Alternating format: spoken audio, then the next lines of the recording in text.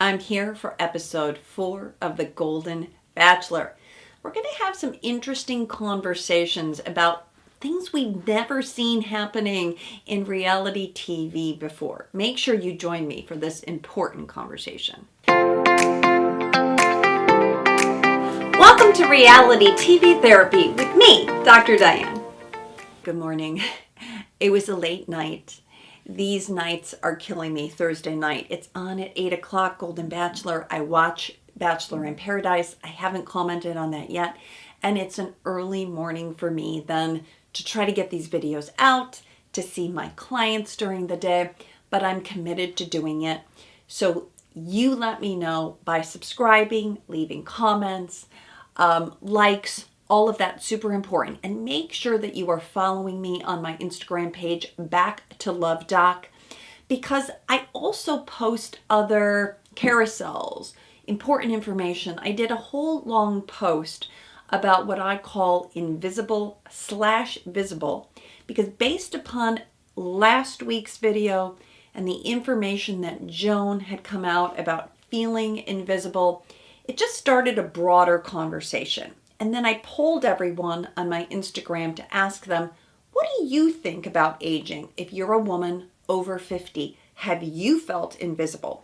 Because people had said to me, I'm sorry that you've been through this. And with men, I don't feel invisible. But I'm like, it's really very nuanced because I too feel that way. I don't feel invisible all the time. It's just in certain areas. But here's the thing, it's not all bad either. And I don't want people, if you're a younger woman or somebody watching me, I don't want you to fear aging. And this is what I love, that so many women came forward and said, I love being invisible. Like, I don't have to deal with the BS of dating anymore. I don't have to care so much about what people think or what I wear. I'm more confident in my body. I know who I am. I have freedom. And that is the positivity about being a little bit invisible. And another woman said, it's a privilege to age. I'm like, it is. It's a privilege to age. And someone else said that after all, the hype about being visible was kind of awful to begin with. So it's kind of nice to be invisible.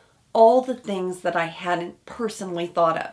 But I can definitely see two sides to this story. And what I really try hard on my YouTube channel is actually to give you both of those positions.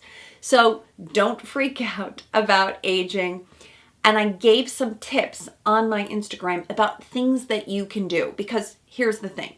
No one made these women feel invisible. Chances are we were doing it to previous generations too. But how do we become more inclusive of all voices?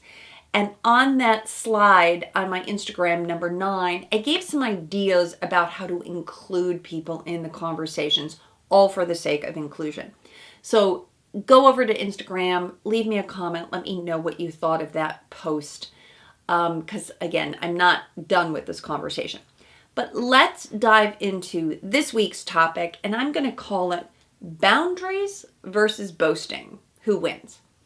Because more interesting conversations about the Kathy and Trista saga, and we're going to get to all of that. So let's just start off the night with some Pickle Ball. I love Pickle Ball. I'm a big fan of Pickle Ball. I've been playing, my husband and I have been playing for maybe a year. It's a lot of fun. Some people were calling it a fad. I'm like, it's not a fad. Pickleball started in earnest at least 10 years before. It's been going strong, and something like 30 million people have said that they have played. That's a lot of people. So I don't think pickleball is going anywhere, and it is also an opportunity to get injured. So many fun things going on about that. But there were iconic moments with Ellen and Kathy and Nancy and Sandra. And who could forget April? April is like the new Meryl Streep. Gerry, help! Babes are trying to kill me. You'll be okay. I'm here. So like, move over, Greg Gripo. April, the therapist, is just so funny. And that little wink wink about like she pretends she's hurt, but she's not, all to get Gerry's attention, I just thought was really precious. So let me know what you think about April, because I just think she's kind of wild, and we see more about April, which I'll get to. Okay, so let's talk about, so the Pickle Ball tournament was great. Joey was there. Before that even happens, Trista comes in. Trista Sutter from the original Bachelor. She is the OG, the first Bachelorette. And I just love Trista's energy. She's bringing it. She's adorable in her pink dress, talking about, I'm not here to steal your man. They all play pickleball together. Joey is dictating it, as well as Jesse. Just thought that was really well done. And that poor woman in the crowd who gets blasted with the pickleball. I have bruises, by the way, from the pickleball. They are wiffle balls, but they can leave a mark. So I completely understand that. So here's the part that it gets messy. To continue the saga from last week with Trista and Kathy. And I really just thought, ugh, we're doubling down too much with the drama. But let me just go through that already. Because what I did appreciate, and I said last week, that the women are just more, I want to say confrontational, but like they want to handle it. They want to repair it. So Trista, at the end of Pickleball, we see that Trista pulls Kathy and says, hey, are we okay? She's trying to, in earnest, she's really trying to repair things. Last week, we know that Trista had done a whole post on apologizing. She felt misunderstood. She was not being malicious. But Kathy doubles down. I don't know why. I don't know what's going on with Kathy, but she kind of repeats herself again. And her energy, she's just really annoyed with Trista. So there's not a lot of room to move here, though. My question is Trista overstepping Kathy's boundaries, though? Okay, if Kathy's boundary is, hey, I asked you to zip it, to not tell me anything more, and this is making me feel anxious, but you can't help yourself, so whose issue is it? Well, I do think that there is a lesson we can learn here. Chances are this has happened, something similar to maybe you. What can you do then when you state that this is your boundary or this is your request, and the other person, like Trista in this circumstance, she has so much energy, so much excitement about it, that she can't like read the room and see that this is also hurting Kathy. Now, in an ideal world, Trista would be more contained. As I said last week, I think she has, for me, what feels a little bit like an anxious energy, an anxious attachment. She needs like a lot of validation. What happens if you haven't watched the show before is that you have a great date and then you have to deal with other people having great dates, and it makes you more anxious. The pressure cooker situation is what brings out your internal anxious attachment style. If you don't know who you are, I have a free quiz on my website, backtolove.com. Take the quiz, and in 2 minutes you'll know. Are you anxious? Are you secure? Are you more the avoidant type? It's such important information.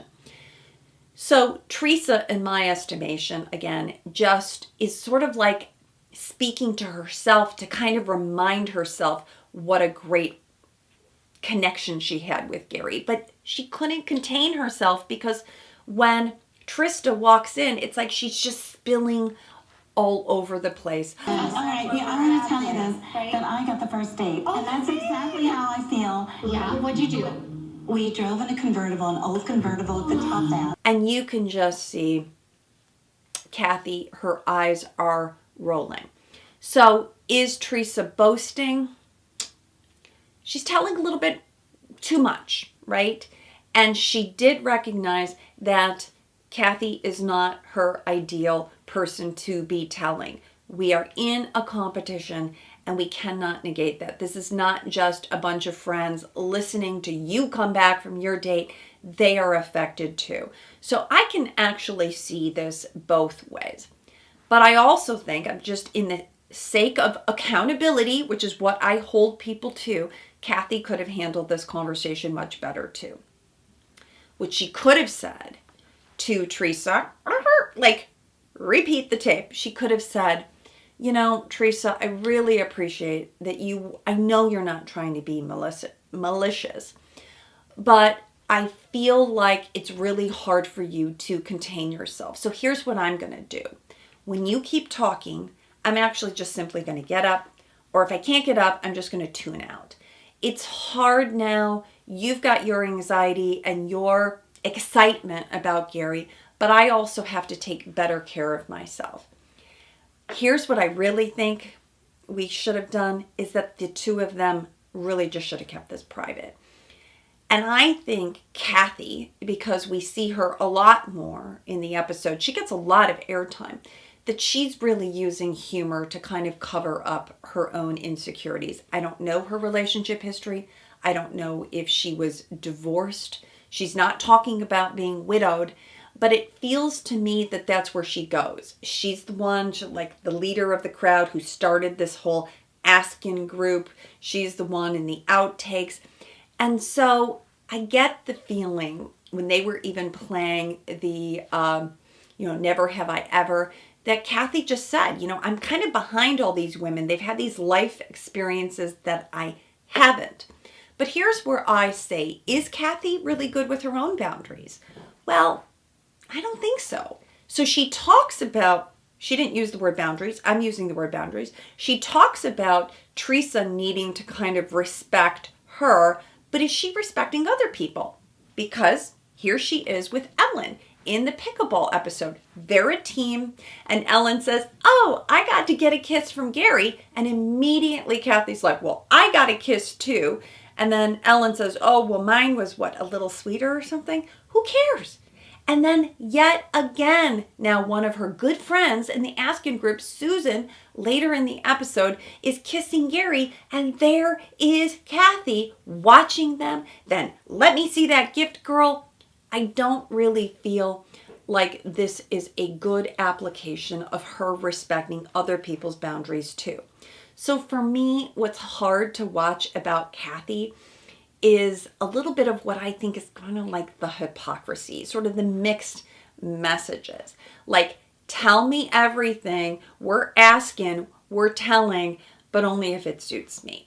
Okay. So what do I think? I actually think that Gerry handled this well. Some other people said they thought that he could have acknowledged Kathy a little bit better. But from what I've seen, previous bachelors, Gerry is far more advanced than they are. He has life experience. He also has daughters, and he knows how these things roll out.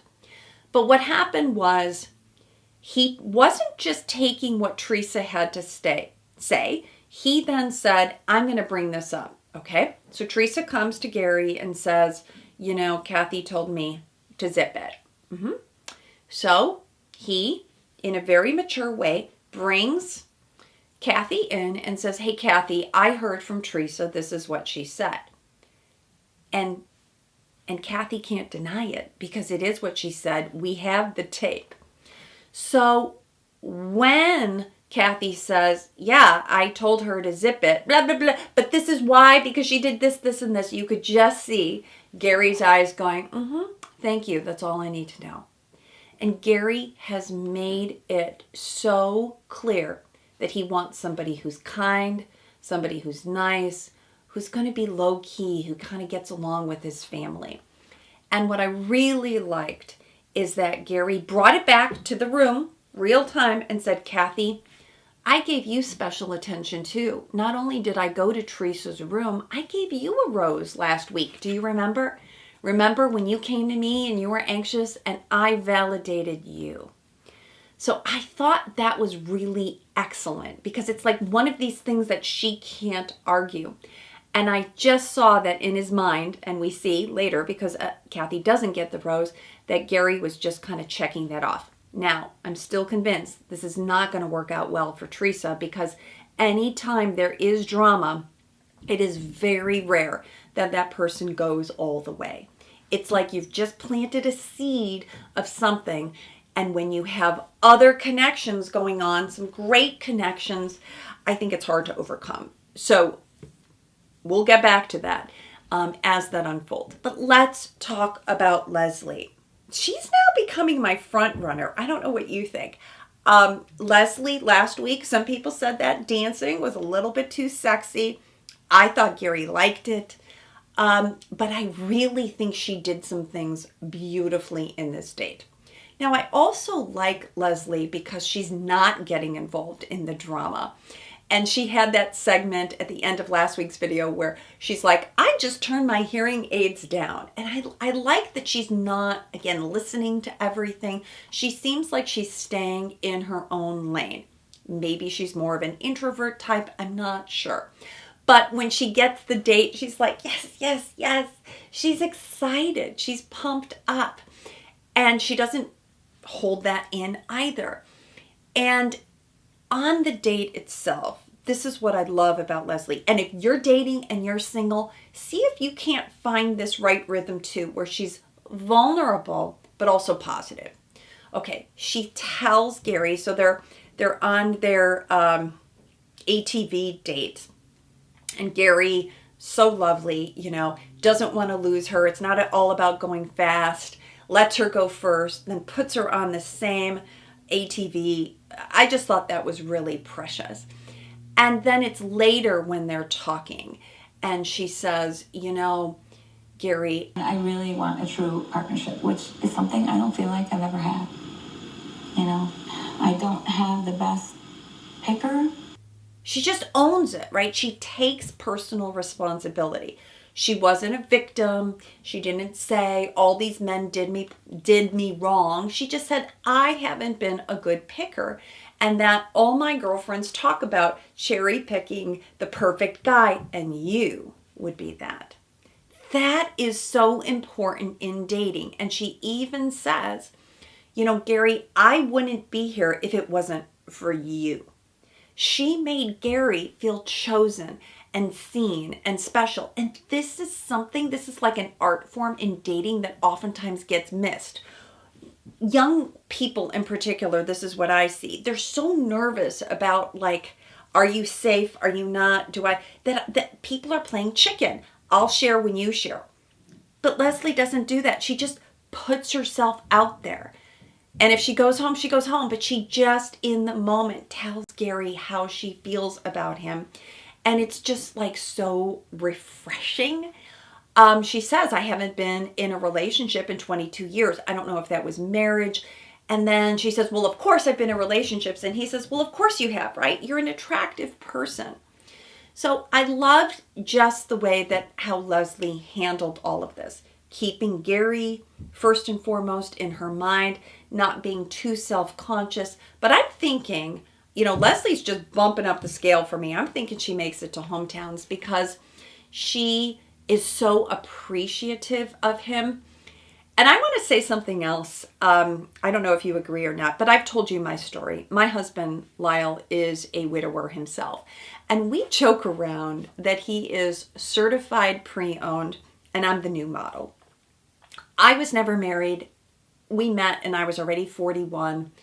He's 10 years older than me, had lost his wife years before. But sometimes, hear me out, you would think a widow and a widower, could that be a great match? It could. But sometimes there's a little bit of competition for the stories, and then how do I equal up? Leslie, on the other hand, being myself in this circumstance, like the new model, she has nothing but upside and appreciation for someone who is happily married. It's like, teach me the ways of happy marriage. And that can be really attractive to someone. That could be really attractive to Gerry. Like, I have something to offer this woman, Leslie. And she's saying, I am so in awe of that. So I just like this. And I think with, we've seen other women who were widows in this space. That was Nancy, Joan, Trista. again, sometimes it can be a little bit different dynamic. So I just want to get your thoughts. What do you think? Are you both certified pre-owned, or are you, what is the new model, and what do you think works best? Okay, so now I want to just spend another time, because what I also love about Gerry is like he is an equal opportunity dater. Every woman is feeling special. Gerry gives a little connection with Sandra, with Ellen, with April, with Susan. And that's what I love about the show, that it doesn't feel so focused on like one person who's always getting the first rose or getting the date rose. He's mixing it up, and that kind of keeps us on our toes. And we get to know some of these women.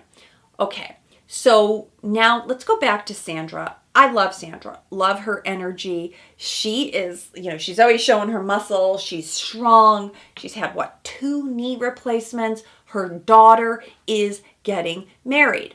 People were talking about this. Is that a miss? Should Sandra have not missed her daughter's wedding? But here's the thing. I'm going to leave this up to Sandra and her daughter. If she's 75, Sandra looks amazing. She's 75 years old. Let's just say her daughter, she had her, even when she was 40, her daughter's at least 35, 40. Maybe this is a second marriage. Maybe, as she said to her mom, I've already found my guy. You find your guy. I don't think it's selfish of Sandra to be focused on herself. Clearly they've handled it. But even when they did the FaceTime video. What do you think? I think you're the best. So we're going to hit FaceTime? Okay. The daughter wasn't dressed up. It wasn't like there were 100 people at the wedding and Sandra's the only one not there, from what we could see. I didn't see the daughter. She just kind of said, yeah, we did it. Who knows? Maybe they went to the courthouse and it wasn't that big of a wedding. So to equal that being a miss for a mother, I just think we don't have enough facts about that. But the FaceTime to me suggested this was not that big a deal. And I'm going to leave it at that. What I did love is, again, the never have I ever. Have I ever had sex in a workplace? This was like one of the cutest, most wholesome kind of interactions. I'm sure the producers were in the back working this with all the ice cream. And why couldn't they get Sandra some ice cream that doesn't have lactate in it, right? There are cashew ice creams and almond, and she could have gotten a better non-dairy ice cream. The poor thing, she ate it and she's going to be sick, and then she doesn't make it to the rose ceremony. We're not talking about that. It's kind of like Corinne, who's napping, but she's really sick. And so I just appreciated that about Sandra. Now let's talk about April. In the never have I ever, she's eating a lot of ice cream. She's admitting to having sex in a car on a steering wheel. Oh my God, that sounds very athletic. So many funny things that moment with Susan. They're all just kind of admitting that they've had full lives, and I'm here for it. I just loved that. But that's back to, and then in that moment, you can see Kathy going, I am behind these women. And that's why I'm saying you could just feel all of Kathy's insecurities kind of bubbling up.